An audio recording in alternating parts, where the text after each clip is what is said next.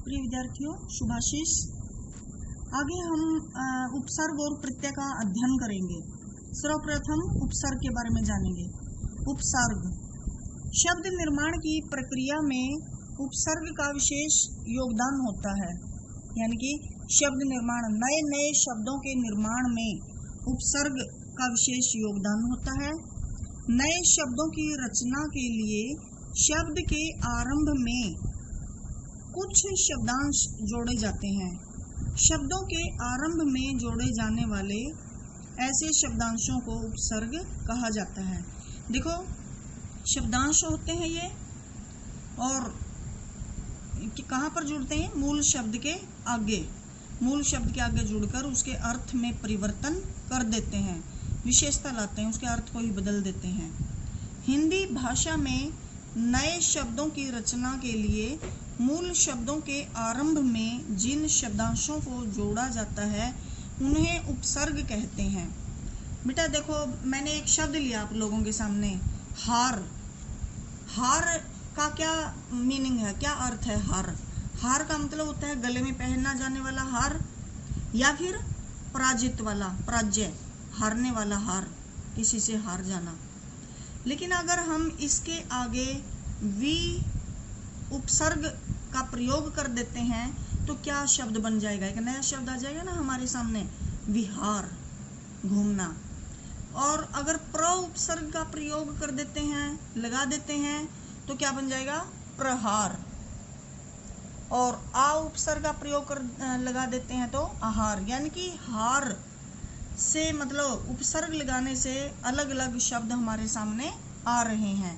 तो उपसर्ग का क्या कार्य है? ये वो शब्दांश हैं जो किसी मूल शब्द के आगे जुड़ते हैं और उसके अर्थ में विशेषता ला देते हैं, परिवर्तन ला देते हैं। उपसर्ग के भेद। हिंदी भाषा में उपसर्ग के 3 भेद हैं। संस्कृत के उपसर्ग, हिंदी के उपसर्ग, उर्दू फारसी के उपसर्ग। संस्कृत के उपसर्ग, जो ये संस्कृत के उपसर्ग हैं, ये संस्कृत भाषा से आए हैं और इन्हें तत्सम उपसर्ग भी कहा जाता है। आप लोगों के सामने है अति। अति का क्या मतलब है बेटा? अधिक।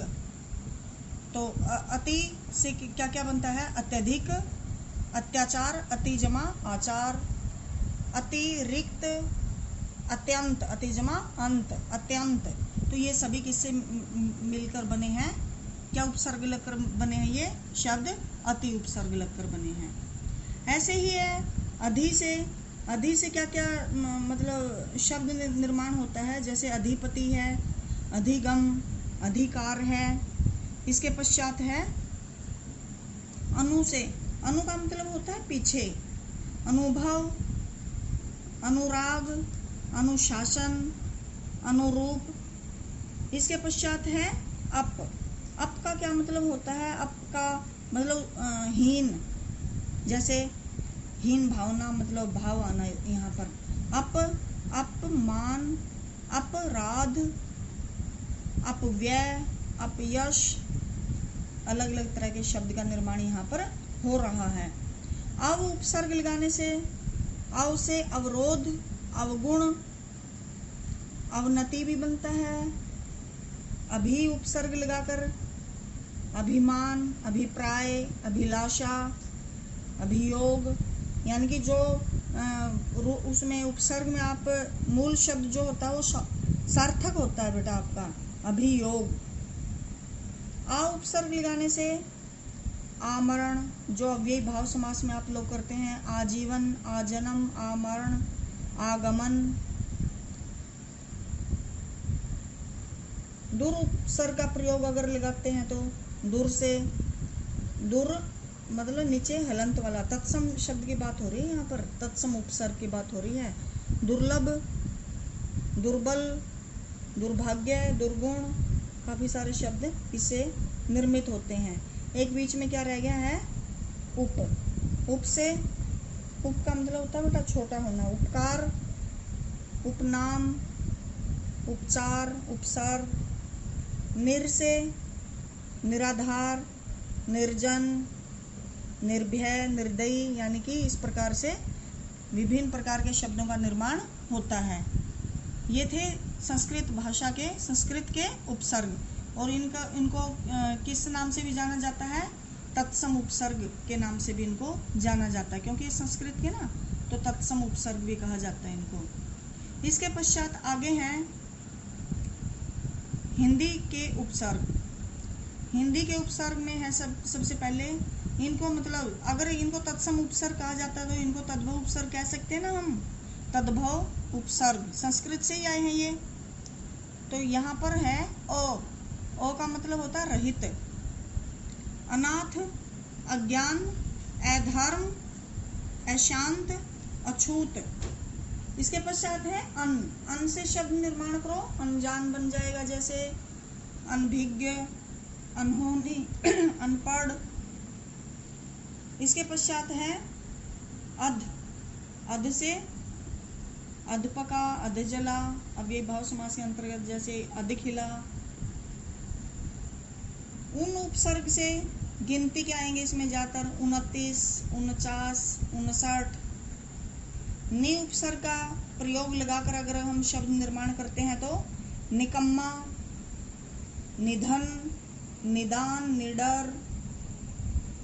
अगर भर उपसर्ग अव्ययी भाव समास में जैसे आप लोग करते थे, भर से भरपेट, भरसक, भरपूर, एक बीच में रह गया है सु उपसर्ग का प्रयोग करते हैं तो सु का प्रयोग करते हुए शब्द निर्माण करने की कोशिश करें।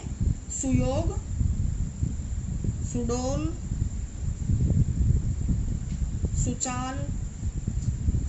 दु उपसर्ग का प्रयोग से दुबला, दुविधा, दुगना। बिन उपसर्ग का प्रयोग करते हुए बिन मांगा, बिन मांगे मोती मिले, मांगे मिले ना भीख। बिन चाहा, बिन बात, बिना बात के।